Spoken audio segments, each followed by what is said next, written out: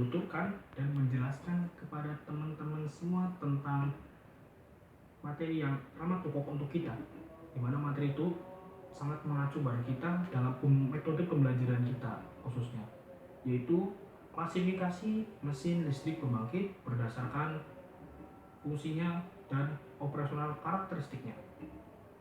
Seperti apa? Tonton intro dulu.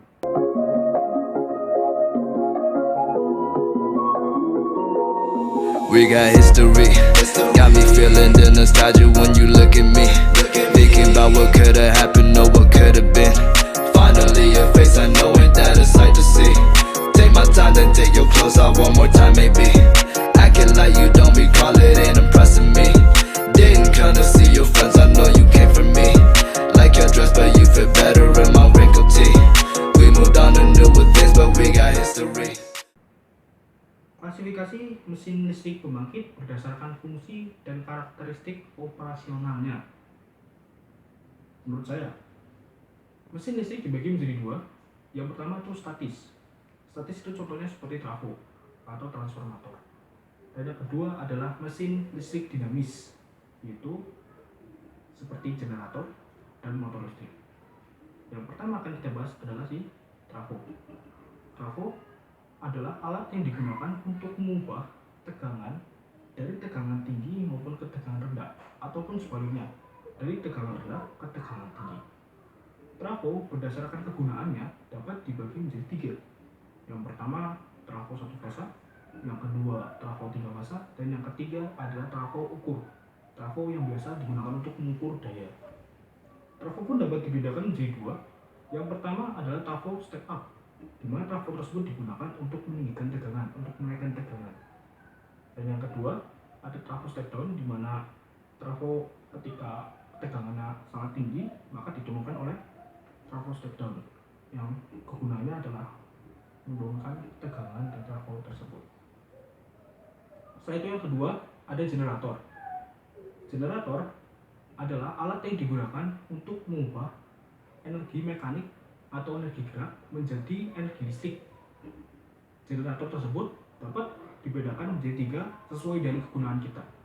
Yang pertama ada generator DC, yang kedua ada generator AC, dan yang ketiga ada generator inverter, di mana generator inverter tersebut sama seperti inverter konvensional seperti biasanya.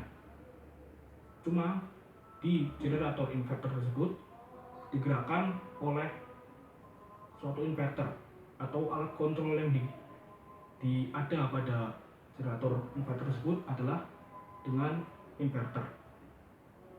Dan generator sesuai arah putarannya itu ada dua. Yang pertama sinkron dan asinkron.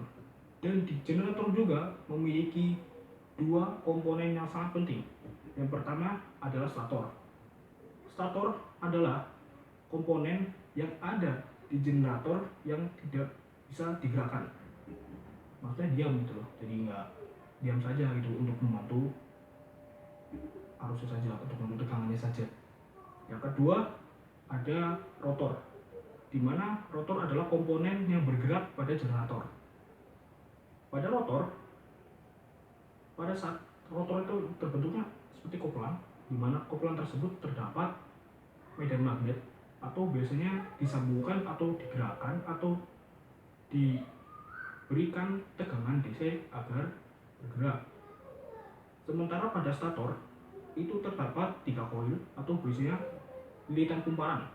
Ada tiga lilitan kumparan di situ berbentuk 120 derajat. Kenapa dibentuk 120 derajat? Karena digunakan untuk membuat tiga fasa. Kalau teman-teman bingung tentang generator ini, kok generator sama kayak blower ya? Kok bisa sama kayak blower? Enggak teman-teman, di generator itu tidak sama dengan blower. Blower adalah kipas sentrifugal ya. Biasa teman-teman bilang itu blower, tapi nama lainnya bisa kipas sentrifugal. Fungsinya itu hanya untuk memperbesar tekanan motor listrik, atau biasa teman-teman disebut dengan motoran. Motor listrik tersebut adalah alat yang digunakan untuk mengubah energi listrik menjadi energi mekanik atau energi gerak. Contohnya itu seperti di pompa air, di mesin cuci, juga ada di biasanya di kipas angin juga ada ya. Motor listrik juga dibedakan menjadi dua. Yang pertama adalah motor listrik induksi, dan yang kedua adalah motor listrik sinkron. Dan motor listrik induksi tersebut terbagi menjadi dua juga. Yang pertama adalah motor listrik induksi AC, dan yang kedua adalah motor listrik induksi DC. Dan motor listrik induksi AC terbagi menjadi dua juga. Yang pertama adalah motor listrik induksi AC 1 fasa, dan yang kedua adalah motor listrik induksi AC 3 fasa. Berikut yang saya sampaikan, kurang lebihnya mohon maaf. Bila teman-teman lebih tahu banyak, silakan komentar di kolom komentar biar lebih terus lagi dan biar kita bisa sharing lebih banyak lagi. Sekian dari saya, terima kasih dan selamat jumpa. We got history, got me feeling the nostalgia when you look at me. Thinking about what could've happened or what could've been. Finally a face I know, ain't that a sight to see. Take my time, then take your clothes off one more time maybe. Acting like you don't recall it.